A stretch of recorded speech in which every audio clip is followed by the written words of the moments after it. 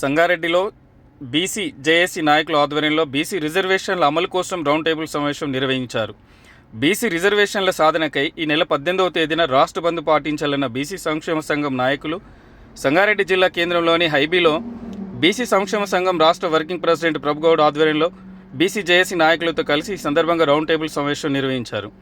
అనంతరం వారు మాట్లాడుతూ 57% ఉన్న బీసీలకు కేంద్ర రాష్ట్ర ప్రభుత్వాలు వెంటనే జీవో 9ని అమలుపరిచి బీసీలకు 42% రిజర్వేషన్ కల్పించాలని డిమాండ్ చేస్తూ బీసీ సంక్షేమ సంఘం జాతీయ అధ్యక్షులు ఆర్ కృష్ణ ఆదేశాల మేరకు సంగారెడ్డి జిల్లా కేంద్రంలో బీసీ జేఏసీ ఆధ్వర్యంలో 18వ తేదీన పూర్తిగా బంద్ పాటించాలని సమావేశంలో చర్చించారు. సంగారెడ్డి జిల్లా ప్రజలు మరియు అన్ని రంగాల వారు కూడా సహకరించి స్వచ్ఛందంగా బంద్ పాటించాలని కోరారు. ఈ కార్యక్రమంలో ప్రధాన కార్యదర్శి గోకుల్ కృష్ణ, జిల్లా అధ్యక్షులు మల్లికార్జున పటేల్, బీసీ నాయకులు చంద్రయ్యస్వామి, సంగమేశ్వర్, శ్రీనివాస్, డాక్టర్ కూనవేణు, మంజుల గౌడ్, వీరమణి, జావేద్, గోపాల్, పల్లె కృష్ణమూర్తి, రమేష్ యాదవ్, శ్రీరామ్ కృష్ణ తదితరులు పాల్గొన్నారు.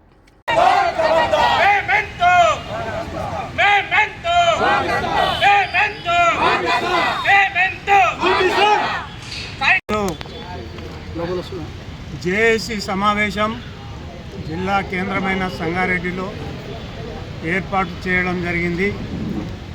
పెద్దలు ఆర్ కృష్ణయ్య గారు, రాజ్యసభ సభ్యులు, బీసీ సంక్షేమ సంఘం జాతీయ అధ్యక్షుడు జాజుల శ్రీనివాస్ గారు, తెలంగాణ బీసీ సంఘం అధ్యక్షులు, మరి ఇతర రాష్ట్ర స్థాయి సంఘాలు అన్నీ కలిసి ఒక జేఏసీని ఏర్పాటు చేసి ఈ జేఏసీని జిల్లాల వారీగా, మండలాల వారీగా, నియోజకవర్గాల వారీగా కమిటీలు వేయడం కోసం ఈరోజు ఇక్కడ జిల్లా కేంద్రమైన సంగారెడ్డిలో ఈ సమావేశం ఏర్పాటు చేయడం అయింది. ఈ సమావేశానికి వచ్చేసిన పేరున ప్రతి ఒక్కరికి కూడా నా హృదయపూర్వక ధన్యవాదాలు తెలియజేస్తా ఉన్నా. బీసీల రిజర్వేషన్ 42 అమలు చేయాలని మరి రాష్ట్ర ప్రభుత్వము జీవో తీసినప్పటికీ కూడా ఆ జీవోను హైకోర్టు స్టే ఇచ్చి మరి అన్ని రంగాల్లో బీసీలను అణగదొక్కడానికి కొంతమంది మరి అగ్రకులస్తులు కోర్టులో స్టే తీసుకోవడం ఇది చాలా దుర్మార్గమైనటువంటి చర్య. దీన్ని తీవ్రంగా ప్రతి బీసీ ఖండిస్తుందని కూడా నేను ఈ సందర్భంగా తెలియజేస్తా ఉన్నా. బీసీలు 56కు పైగా జనాభా ఉన్నప్పటికీ కూడా మరి 42% ఇచ్చి దాన్ని కూడా బీసీలకు రాకుండా చేయడం ఇది ఎంతవరకు న్యాయమని దీని మీద కోర్టుకు వెళ్ళిన అగ్రనాయకులను నేను అడుగుతున్నా. మీరు జవాబు చెప్పాలి. రేపు బీసీలకు జవాబుదారీగా మీరు ఉండాల్సిన అవసరం ఎంతకైనా ఉంటుంది. మీరు బీసీలు తొక్కాలని ఒక ఆలోచనతోటి మరి ఇంతకాలం బీసీల ఓట్ బ్యాంక్ వాడుకున్నారు. మరి మీరు సీట్లు ఎక్కి ఎమ్మెల్యేలు అయ్యారు, ఎంపీలు అయ్యారు, మంత్రులు అయ్యారు, ముఖ్యమంత్రులు అయ్యారు, గ్రామ స్థాయిలో సర్పంచ్లు అయ్యారు, ఎంపీపీలు అయ్యారు, జడ్పీటీసీలు అయ్యారు, జిల్లా పరిషత్ చైర్మన్లు కూడా మీ అగ్రకులాల వారు అయ్యారు. మరి ఓట్లు మెజార్టీ మాది. మరి మీ చేతి కింద ఓట్లేసి మిమ్మల్ని గద్దెలెక్కించి ఇవాళ మా పిల్లలు అడుగుతూ ఉన్నారు, మీరు మీ ఏజీ ముసల్తానం వచ్చింది, ఇవాళ కూడా మనకు రిజర్వేషన్లు లేవు, మీరు చేసిన పోరాటాలు లేదని అడిగితే వాళ్ళకి మనం జవాబు ఇవ్వలేని పరిస్థితి. ఈనాడు యువత ముందుకు వచ్చింది, యువకులు ముందుకు వచ్చారు, బీసీ సంఘాలన్నీ ఏకమైనవి, కుల సంఘాలన్నీ ఏకమైనవి, వెనుకబడ్డ కులాలన్నీ కూడా ఏకమై మీకెంబడి పడితే మీరు కళ్ళకు కూడా కనిపించారని కూడా ఈ సందర్భంగా తెలియజేస్తా ఉన్నాం. దయచేసి మీకు రిక్వెస్ట్ చేస్తూ ఉన్నాము, ఎంబడే కోర్టు నుంచి విడ్రా చేసుకోండి. మా 42% రిజర్వేషను మాకు అమలు జరిగే విధంగా మీరు సహకరించాలని కూడా చివరి కోరిక మీకు మేము నడిచే గాలి ధూళిలో కొట్టుకపోతారు. ఒక్కటి గుర్తుంచుకోవాలి, బీసీల్లో మేధావులు ఉన్నారు, అన్ని రంగాలలో అన్ని విధాల మరి చదువుకున్న విద్యార్థులు ఉన్నారు. ఉద్యోగాలు లేక ఇలా రిజర్వేషన్ల వెనుకబడి ఎన్నో ఇబ్బందులకు గురి అయ్యి వాళ్ళ ఆవేశము, వాళ్ళ రక్తం మరుగుతూ ఉన్నది. మేము ఇన్ని కష్టాలు పడ్డా మాకు ఉద్యోగాలు లేవు, రాజ్యాంగపరంగా రాజ్యాధికారం లేదు, ఉద్యోగపరంగా రిజర్వేషన్లు లేవు.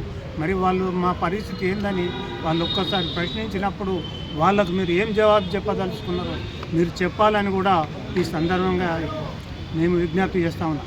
మేము ఈరోజు బీసీలమంతా ఏకమైనాం. రేపు 18వ తారీఖు నాడు బంద్ తలపెట్టిన బంద్ విజయవంతం చేయాలని ప్రతి బీసీకి కూడా నేను విజ్ఞప్తి చేస్తూ ఉన్నా. ఎక్కడోళ్ళక్కడ మండలంలో మండల స్థాయి, మరి పట్టణాలలో పట్టణ స్థాయిలో, జిల్లా కేంద్రాల స్థాయిలో ఎక్కడోళ్ళక్కడ ఎక్కడి బస్సులను అక్కడ ఆపేసి అక్కడ ఉన్న షాపింగ్స్ అక్కడ అన్నీ బంద్ చేసి మనము బంద్ను సక్సెస్ చేయాలని మీ అందరికీ నేను విజ్ఞప్తి చేస్తూ ఉన్నా.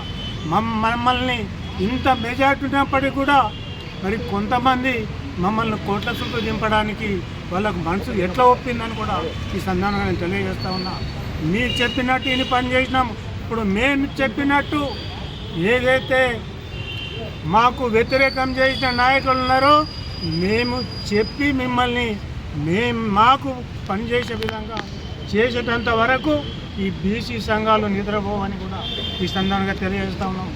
మమ్మల్ని తొక్కే ప్రయత్నం చేస్తున్నారు, కానీ మేము తొక్కితే మీరు కనిపించరు. మా మంచితనాన్ని అర్థం చేసుకోండి, మా జాలి గుండెని కూడా మీరు అర్థం చేసుకోండి. ఇంతకాలం మీరు సీట్లు ఓట్లు మా ఈ సీట్లు మీరు వెళ్తున్నారు, మిమ్మల్ని చూసుకుంటా మేము 10 గడుపులు కలుసుకుంటే పరిస్థితి మాకు వచ్చింది. ఇవాళ సమావేశాలు పెడతారు, మీరే కూర్చుంటారు.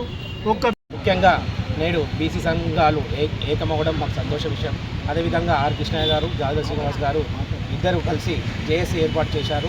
ఈ నెల 18వ తారీఖు బంద్ను పిలిపించారు. ముఖ్యంగా బీసీలకు 42 రిజర్వేషన్ ఇస్తామని చెప్పేసి కోర్టులలో కేసులు ఇస్తున్న అగ్రకుల నాయకులకు మేము మాధవరెడ్డి గారికి మరియు అదేవిధంగా సుప్రీంకోర్టులో వేసిన గంగిరెడ్డి గారికి మేము హెచ్చరిస్తున్నాం.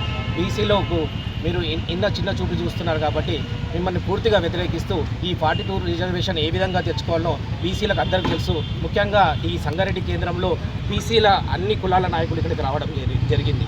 విద్యావంతులు, మేధావులు, అదేవిధంగా వివిధ రాజకీయ పార్టీలు ఉన్న నాయకులు బీసీలు అందరూ ఇక్కడికి వచ్చారు. పెద్ద ఎత్తున ఈ సంగారెడ్డిలో 18వ తారీఖున పెద్ద ఎత్తున బంద్ ప్రకటిస్తాం. ఇంకోటి బస్సులు బంద్ చేస్తాం, అదే విద్యాలయాలు బంద్ చేస్తాం, మొత్తం నేషనల్ హైవేను మేము బంద్ చేస్తామని చెప్పి తెలియజేస్తున్నాం. ఎందుకంటే బీసీలను ఓట్లేసే యంత్రాలుగా చూసా ఇన్ని రోజు రాజకీయ పార్టీలు. అధ్యక్షులు అట్లాగే జాదవ్ శ్రీనివాస్ గౌడ్ మరి ఆయన వీరిద్దరి ఆలోచన మేరకు బీసీ సంఘం అన్ని కులాలను ఏకం చేసి బీసీ జాక్ను అంటే బీసీ జాయింట్ యాక్షన్ కమిటీని ఏర్పాటు చేసి బీసీలందరూ ఏకం చేయడానికి చేసిన ప్రయత్నంలో మన జిల్లాలో కూడా మరి రాష్ట్ర బీసీ వర్కింగ్ ప్రెసిడెంట్ అయినటువంటి ప్రభుగౌడ్ గారు మరి ఇక్కడ సమావేశం ఏర్పాటు చేసి అన్ని కులాలను పిలిచి ఏర్పాటు చేయడం జరిగింది బీసీ జాగ్ను.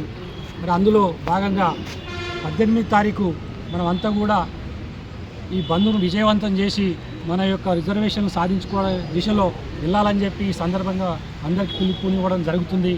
అట్లాగే మరి ఈ కోర్టు విషయానికి వస్తే మరి ఈ అంజిరెడ్డి, మాధవరెడ్డి వాళ్ళు రెడ్డిలు కాబట్టి వాళ్ళ అగ్రకులంలో ఉండి బీసీలకు అన్యాయం చేసి కుట్రలు చేసి ఈ కోర్టుకు వెళ్ళినటువంటి 9th జీవోను నిర్వీర్యం ప్రయత్నం చేసి మరి ఇట్లాంటి ఇబ్బందులు పెట్టి రేపు బీసీల ఓట్లను ఏ విధంగా అడుగుతారని చెప్పి ఈ అగ్రకులాలను మేము ప్రశ్నిస్తున్నాం. అట్లాగే మన ప్రభుత్వము బీసీలకు సపోర్ట్గా ఉంది. ఈ ప్రభుత్వం బీసీల ప్రభుత్వంగా బీసీలకు సపోర్ట్ చేస్తున్నప్పుడు బీసీలందరూ ఏకమై ముందుకొచ్చి మన హక్కులను సాధించుకోవడానికి అందరూ కూడా ప్రయత్నం